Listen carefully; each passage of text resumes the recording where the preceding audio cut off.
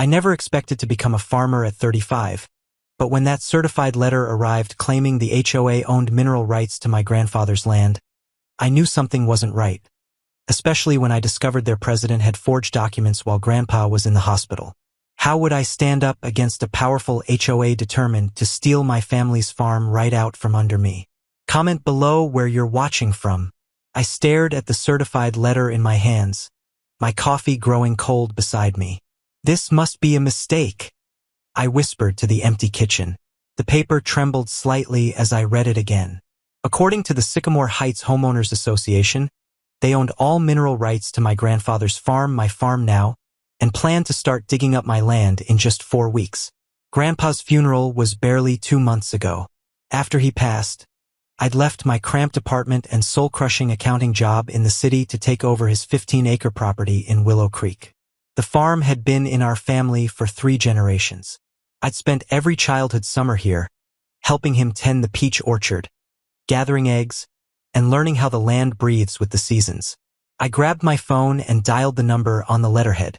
After being transferred 3 times, a clipped voice answered, "Margaret Holloway speaking, HOA President." "Ms. Holloway, I'm calling about this letter claiming your association owns mineral rights to my property. There must be some confusion." "No confusion at all, Mr. Mitchell. Your grandfather signed the agreement 2 years ago. Our geological survey found significant limestone deposits beneath your eastern field. The excavation begins next month. The paperwork is quite clear. My grandfather would never. Perhaps you didn't know him as well as you thought," she interrupted. "The agreement is legally binding. Good day." I sat stunned as she hung up. Outside my kitchen window, morning light spilled across the fields Grandpa had worked his entire life. He taught me everything about this land, how to read the soil, when to plant, which trees needed extra care. He'd sooner cut off his own hand than sign away any part of this farm. That afternoon, I drove to the edge of my property where it bordered Sycamore Heights. The development was only 5 years old. Rows of identical 2-story houses with perfect lawns and identical mailboxes. So different from the weathered beauty of Grandpa's my farmhouse. A woman was gardening in the yard closest to my fence line. She straightened when she saw me approach. "You must be Tom's grandson," she said, pulling off her gloves. "I'm Elaine Watson. I'm so sorry about your grandfather. He was a wonderful neighbor. Did you know him well?" I asked. "As well as anyone, I suppose. He brought me fresh peaches every summer."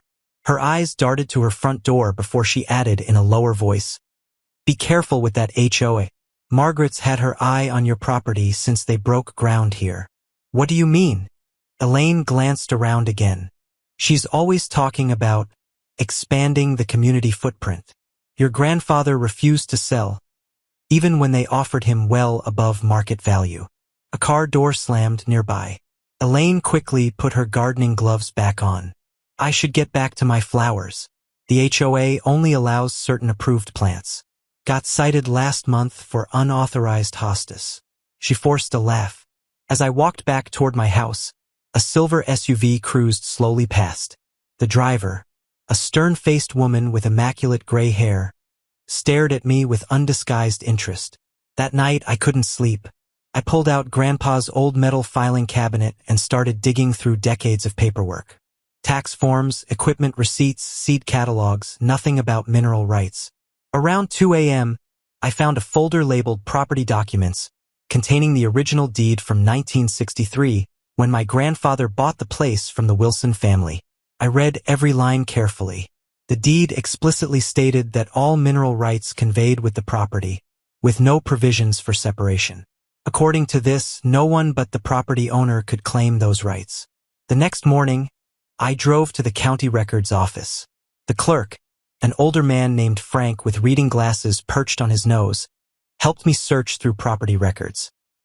"Here's the original deed," he said, pointing to a document that matched what I'd found in Grandpa's cabinet. "And here's the property tax history, building permits, boundary adjustments when they put in the county road in '87. What about any transfer of mineral rights?" I asked. Frank adjusted his glasses. "Let me check. That's odd. He turned his computer screen so I could see it. There is a mineral rights transfer filed 2 years ago, signed by Thomas Mitchell, transferring all subsurface rights to the Sycamore Heights Community Development Corporation. My stomach dropped. Can I see the actual document? Frank printed a copy. There it was, a legal-looking document with what appeared to be my grandfather's signature at the bottom, dated April 15, 2022. But something felt wrong. I studied the signature closely. Do you have any other documents my grandfather signed on file? For comparison, Frank found a property tax appeal from 5 years ago. When he laid the documents side by side, I could see subtle differences in the signatures. Grandpa's distinctive looping T was missing from the mineral rights transfer. As I drove home, my phone rang. It was my Aunt Susan, Grandpa's youngest sister. "I got your message," she said, "about Grandpa supposedly signing over mineral rights. Did he ever mention anything about it to you?" "Never. And Tom, there's something else you should know." I was looking through my calendar from that time. April 15th, 2022. That's when the document was supposedly signed, right? Yes. Your grandfather was in the hospital then. He had his stroke on April 2nd and wasn't released until the 27th. He couldn't even hold a pen for weeks afterward. I visited him every day. There's no way he signed anything on the 15th. My hands tightened on the steering wheel. The signature is forged. It has to be. What are you going to do? I pulled into my driveway and stared at the farmhouse. Golden light bathed the porch where Grandpa and I had shelled peas and watched fireflies on summer evenings. "Whatever it takes," I said. "This farm stays in our family." As the sun set, I noticed a drone hovering over my eastern field, the area where the HOA claimed valuable limestone deposits existed. When I walked toward it, the drone quickly retreated towards Sycamore Heights. They were watching me, planning their move. But now I knew something they didn't. Their claim was based on a forgery. The question was, how could I prove it before their bulldozers arrived in less than 4 weeks? My truck skidded to a halt as I spotted 2 men in hard hats placing surveying stakes along my eastern field. I jumped out, heart pounding against my ribs. "What do you think you're doing on my property?" I demanded, trying to keep my voice steady. The taller man barely glanced up. "HOA contracted us to mark the excavation zones. We have permits." He waved a clipboard dismissively. "I never agreed to any excavation," I said, stepping closer. "This land belongs to me. Take it up with the homeowners association, buddy. We're just doing our job." I pulled out my phone. "Then you won't mind if I call Sheriff Davis to verify those permits?" The men exchanged looks. "We'll come back when the paperwork's sorted," the shorter one muttered. They gathered their equipment and retreated to their truck. As they drove away, my elderly neighbor Mr. Jenkins hobbled across his adjacent field, leaning heavily on his walking stick. "Saw you run those fellas off," he called. "Good for you. Those Sycamore Heights people think they own the whole county." "Mr. Jenkins, did you know my grandfather well?" 50 years, man and boy," he nodded. "Best neighbor a person could ask for." "Did he ever mention selling mineral rights to the HOA?" Jenkins snorted. "Tom would never. That Margaret Holloway's been scheming to get her hands on his land, your land now, since they first broke ground on that development. Offered him a fortune. He told her he'd rather eat dirt than sell to her kind." "Then why would she claim he signed it over?" "Because she's ruthless," Jenkins said, tapping his cane for emphasis. "Her husband's the biggest developer in 3 counties. They bulldoze anything in their way. Buildings, people, laws. That night I called every lawyer in the county. None would take my case. Conflict of interest, they all said, though none specified what that conflict might be. I turned to the internet, researching property law until my eyes burned. By dawn, I understood I needed 3 things: proof the signature was forged, evidence of who forged it, and leverage to fight back against the HOA's resources. At the county clerk's office the next day, I requested copies of every document related to my property and the Sycamore Heights development. Frank, the helpful clerk, raised his eyebrows at the size of my request.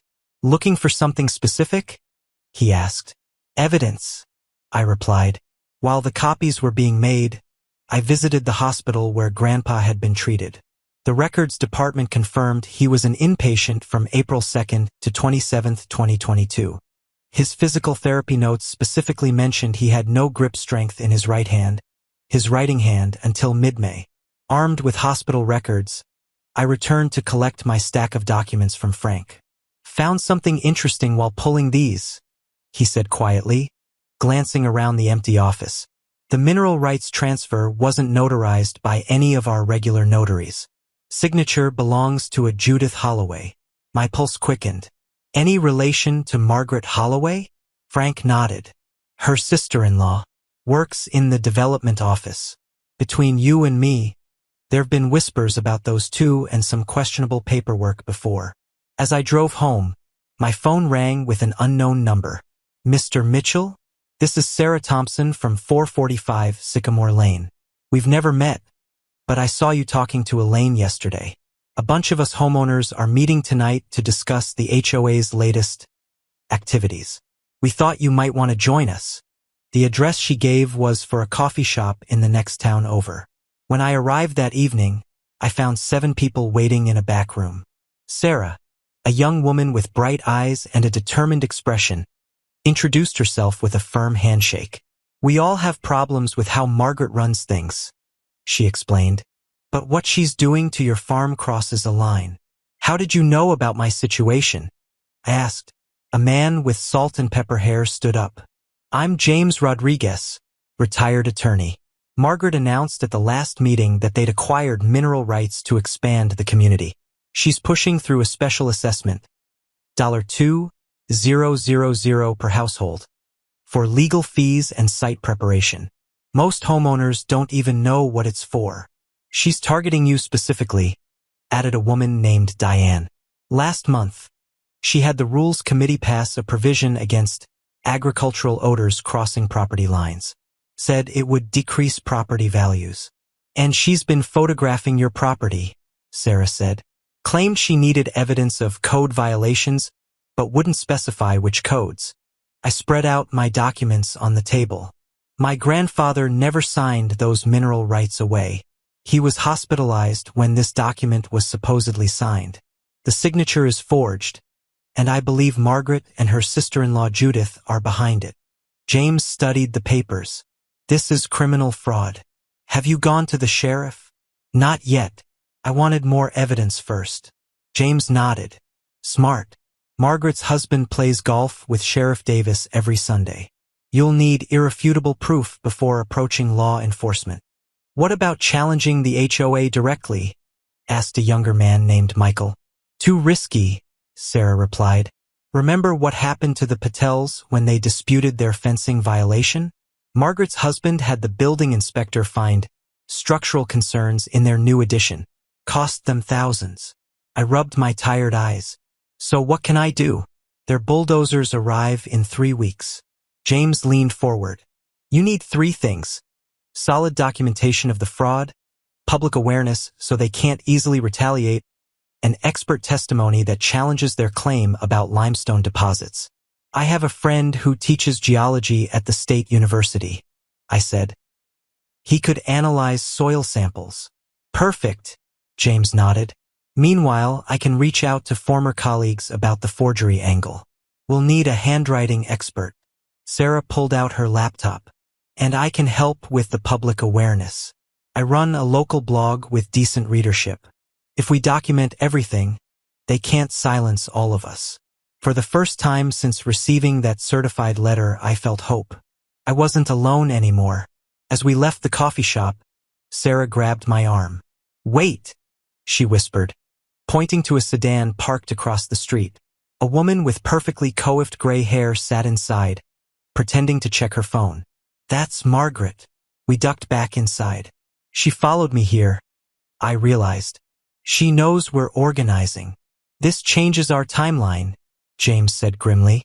If Margaret knows we're challenging her, she might accelerate her plans. What should we do? Sarah asked.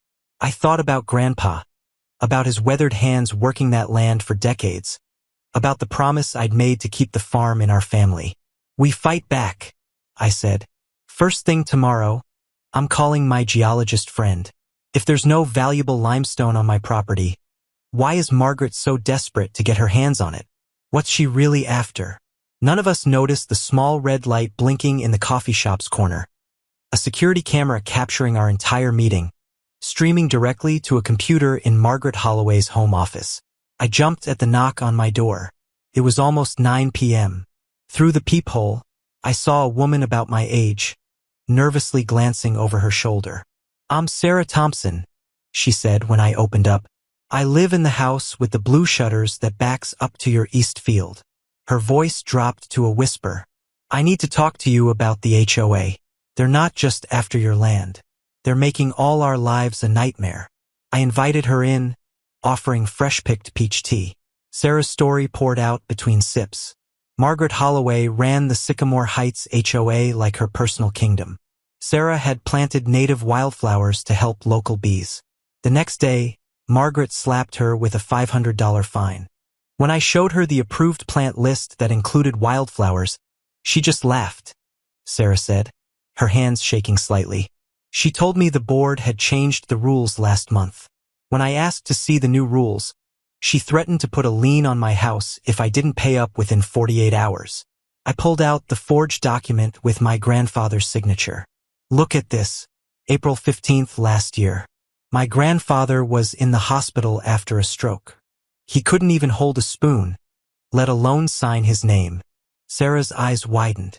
"You know, you're not the only one with a story. My neighbor Tom found out they've been charging us all for landscaping services on the north side walking path. But that path doesn't exist." 2 nights later, my kitchen table was surrounded by 7 neighbors from Sycamore Heights. Each person carried their own grievances against Margaret. Excessive fines, weird rule changes, and money that disappeared from the HOA accounts. "Last month, they collected $15,000 for a playground renovation," said Elaine, a kindergarten teacher. "The only renovation was a fresh coat of paint on the old swing set. Where did the rest go?" James Rodriguez, a retired attorney with thick glasses and carefully combed gray hair, studied my documents. His finger traced over my grandfather's supposed signature. "This is textbook fraud," he said, looking up at me. "The problem is proving it in court. Margaret's brother-in-law sits on the county commission. They've gotten away with shady deals before because they have friends in high places." Rain tapped against the windows as we outlined our battle plan. James would help me prepare a legal challenge. 3 others would dig into the HOA financial records. They had rights as members to request them. Sarah and Elaine would quietly talk to more neighbors, building our support. "We need to know why they really want this land," James said. "I don't buy the limestone story. There must be something more valuable thereafter." I nodded, remembering something. "I have a college friend, Professor Wilson, who teaches environmental geology. I'll ask her to check if there's actually anything valuable in the soil here." We left my barn close to midnight. The rain had stopped, leaving the air sweet with the smell of wet earth. As my new allies headed to their cars, headlights suddenly flashed from down the road. A black sedan I didn't recognize. Through the darkness, I caught the glint of binoculars. When I started walking toward them, the car engine roared to life, tires spitting gravel as it sped away. "What was that?" Sarah asked, freezing in place. A chill ran up my spine. "Someone watching us. We need to be careful. Margaret has eyes everywhere." "Do you think they heard our plans?" Elaine whispered. "I don't know," I admitted. "But we need to move fast." That night I couldn't sleep. I sat on my grandfather's old porch swing, thinking about how he'd fought in 2 wars to protect his country, only to have his land stolen through lies while he lay in a hospital bed. The anger burning in my chest hardened into determination. I wouldn't just fight back. I would win. I didn't know then how quickly Margaret would strike, or how dirty she was willing to play. By sunrise, our rebellion would face its first real test. James's words kept echoing in my head. They want something on this land, something worth committing fraud for. But what could be so valuable that they'd risk criminal charges? What was Margaret Holloway really after? As first light broke over the eastern fields, my phone buzzed with a text from Sarah. Emergency HOA meeting called for tonight. Topic: security measures for neighborhood boundaries. Something's happening. Be ready. I stared out at my grandfather's land, the dew-covered fields shimmering in the dawn light. Whatever game Margaret was playing, she had just made her next move. And somehow I needed to be 2 steps ahead of her. The question wasn't if they would strike back, but when and how hard. I slammed on my brakes, mouth hanging open. A huge chain and padlock secured my front gate, with a bright orange notice plastered across it. Property access restricted, pending mineral excavation preparations. 2 burly men in matching black uniforms stood beside a shiny black SUV, arms crossed. "Excuse me," I called out, stepping from my truck. "This is my property. You need to remove that lock right now." The taller guard barely glanced at me. "We have orders from the Sycamore Heights Homeowners Association. No entry without proper authorization." "Authorization? I own this farm." My voice cracked as anger surged through me. "Take it up with Ms. Holloway," the second guard said, handing me a business card. "We're just doing our job." I pulled out my phone with shaking hands and called Sheriff Martinez. While waiting, I paced the dusty road, watching these strangers block me from my own home, from the fields my grandfather had worked for 50 years. 20 minutes later, the sheriff's cruiser pulled up, gravel crunching under its tires. Sheriff Martinez, a stocky man with kind eyes that looked everywhere but at me, reviewed the paperwork the guards handed him. "I'm sorry," he finally said, his voice low. "They filed the proper documents yesterday. According to this, they have legal access rights for surveying." "Based on a forged signature," I protested. The sheriff sighed. "That's for a court to decide. For now, these papers are in order." He must have seen the devastation on my face because he added quietly, "Get yourself a good lawyer. Fast. And I'd suggest you document everything." "Then I need a copy of all that paperwork," I insisted. The guards reluctantly made copies with a portable scanner from their SUV. I spent the day in my truck, watching strangers walk freely on my land, while I couldn't even check on my chickens or water my vegetables. My phone buzzed constantly with texts from my new allies. "Sarah, emergency meeting was a disaster. Margaret announced a $2,000 special assessment from each house for legal expenses for the mineral project. Elaine, she went ballistic when people asked questions. Said anyone who didn't pay would face immediate fines. James, we recorded everything. She mentioned your grandfather willingly signing over rights. Got her lying on tape. As darkness fell, I finally saw headlights approaching Professor Wilson's ancient Subaru. She rolled down her window, her gray curls bouncing as she nodded toward the guards. Your friends told me what happened. Got room in that truck for an old geologist with bad knees.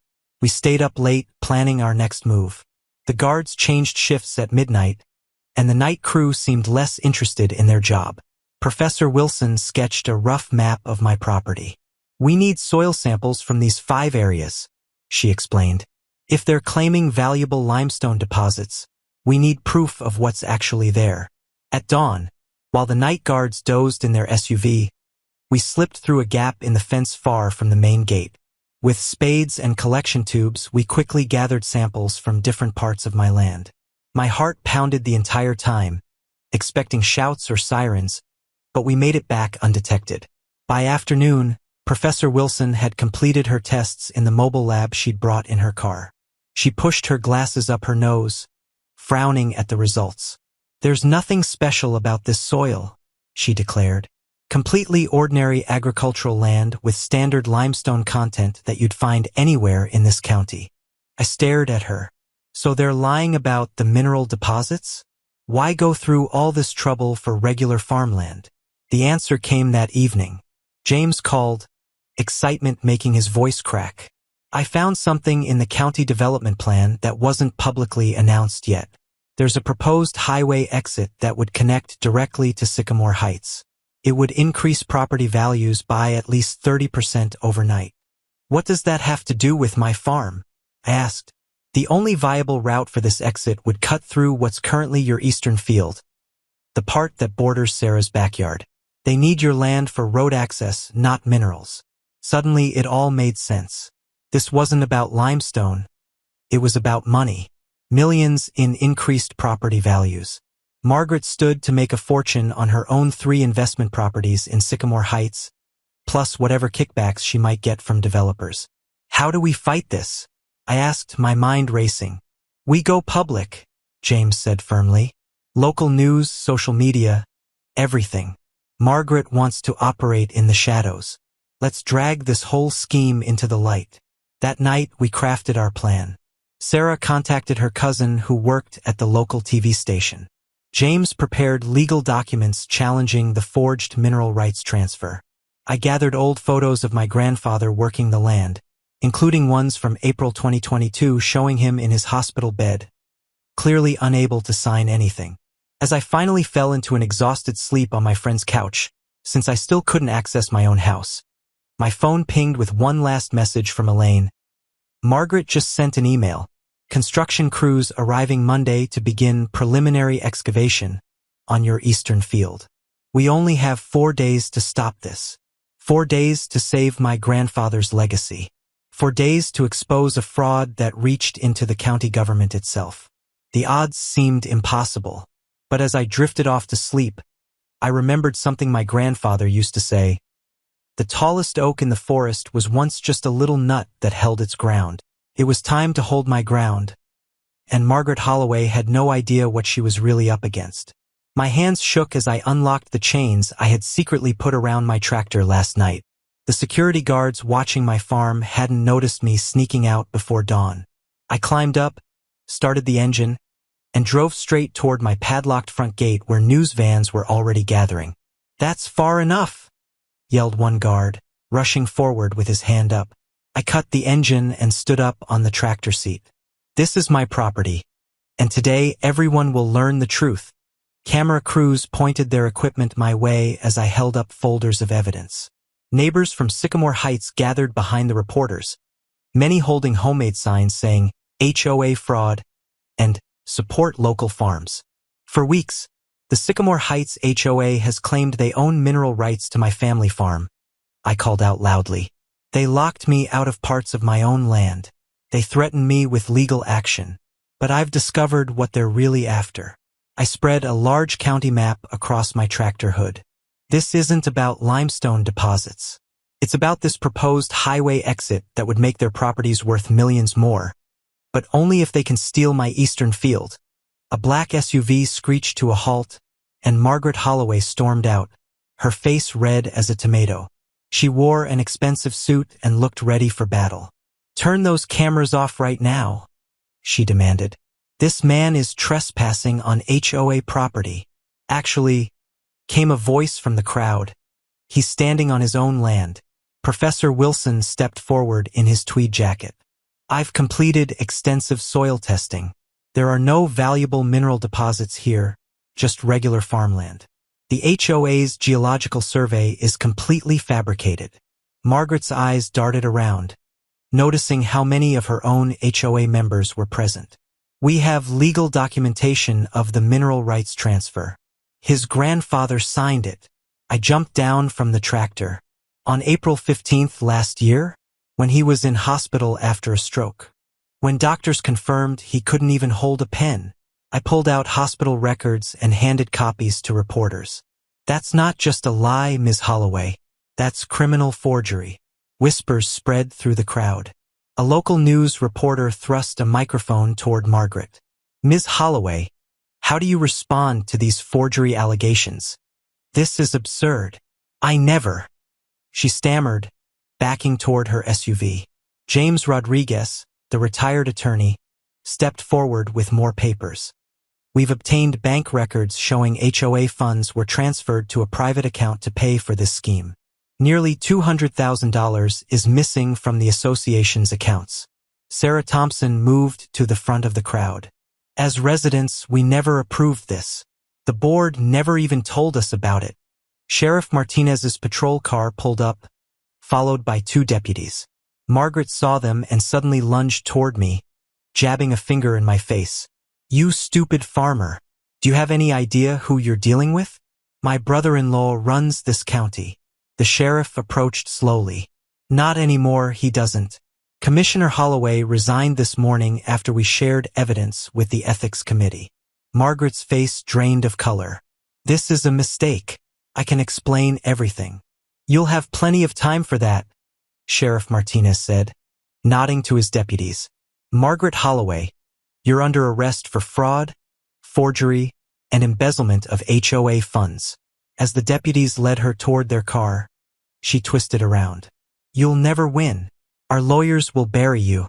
This farm will be bulldozed by summer. I watched calmly as they drove away, but my heart was pounding. The reporters swarmed around me asking questions, and neighbors came to shake my hand. We had won this battle, but Margaret's threats weren't empty. Her family had deep pockets and powerful friends. That night, as I finally returned to my farmhouse, Sarah called with disturbing news. Someone broke into the HOA office and took all the financial records, she said, her voice shaking. And I just drove past your orchard. There's a bulldozer parked at the edge of your property. I looked out my window into the darkness. Headlights appeared on my private drive, moving slowly toward my house. One vehicle, then 3 more behind it. They're not waiting for the courts, I whispered into the phone. They're coming now. I grabbed my shotgun from above the fireplace and loaded it with birdshot. Not to hurt anyone, but to make noise if needed. My hands were steady now, for vehicles crawled up my driveway, headlights cutting through the darkness. Sarah, I whispered into the phone. Call Sheriff Martinez and every neighbor who supported us today. Tell them what's happening. I stepped onto my porch as the vehicles formed a half-circle in my yard. But instead of hired thugs, out stepped James, Professor Wilson, and about 15 Sycamore Heights residents. They carried flashlights, shovels, and determined expressions. We heard about the bulldozer, James said. We're not letting them destroy your farm tonight. Relief washed over me. Thank you. But why the sneaky approach? Margaret's husband posted bail an hour ago, Sarah explained, climbing out of her car. We didn't want them to see us gathering. We hiked to the orchard's edge where a massive yellow bulldozer sat ominously near my property line. 2 men loitered nearby, smoking cigarettes. That's Margaret's nephew and his friend, whispered a neighbor. They work for a construction company. Professor Wilson stepped forward. Gentlemen, this is private property and you're trespassing. The men jumped, startled by our group emerging from the darkness. We're just following orders, the taller one stammered. Mrs. Holloway said this land is HOA property now. Court records say different, James replied, holding up legal papers that glowed in our flashlight beams. And destroying property during a legal dispute is criminal. More headlights appeared, 3 police cruisers with flashing lights. The men scrambled into a pickup truck and sped away, leaving the bulldozer behind. Sheriff Martinez examined the abandoned equipment. Keys still in it. They were definitely planning something tonight. He radioed for a tow truck. I'll have deputies watching your property until this case is settled. That night marked the beginning of round-the-clock community protection. Neighbors took shifts watching my farm. Lawyers offered free services. A local newspaper ran a front-page story about the HOA's attempted land grab. 3 weeks later, we got our day in court. Margaret and her husband arrived in matching designer outfits, flanked by expensive attorneys. I wore my cleanest work shirt and sat beside James and Sarah. The judge, a no-nonsense woman with silver hair, listened as both sides presented evidence. When Margaret's lawyer claimed I was blocking legitimate development, I presented Grandpa's original deed with its mineral rights provisions. Furthermore, I added, showing certified medical records, my grandfather was physically incapable of signing anything on the date shown on their document. The forgery expert's testimony was devastating. He pointed out 6 inconsistencies between Grandpa's real signature and the fake one. Margaret's face grew paler with each detail. Your Honor, her lawyer interjected, even if there were irregularities in the paperwork, the Sycamore Heights community would benefit tremendously from this development. That's when Sarah stood up. As elected president of the new Sycamore Heights HOA board, I can state that our community opposes this scheme. We've filed separate charges for the missing funds. The judge's ruling was clear. My ownership was valid, the mineral rights document was fraudulent, and Margaret and 2 former board members would face criminal charges. Outside the courthouse, reporters thrust microphones at me. What happens now to the development plans? I looked at Sarah and the neighbors who had become friends. We have better plans. Over the next 6 months, everything was different. Margaret and her husband sold their house and moved away while awaiting trial. The county transportation department, embarrassed by their connection to the scheme, invited community input on new highway plans. I hired an architect to design something special, a combined farmers market and community center on a small piece of my land nearest to Sycamore Heights. Neighbors volunteered weekends to help build it, working alongside me in the dirt. By spring, we had established the Willow Creek Community Farm Initiative. I taught gardening classes. Kids from the development came after school to help tend animals. Weekend markets drew visitors from across the county. A path wound from the development through my eastern field, past gardens where families rented plots to grow vegetables.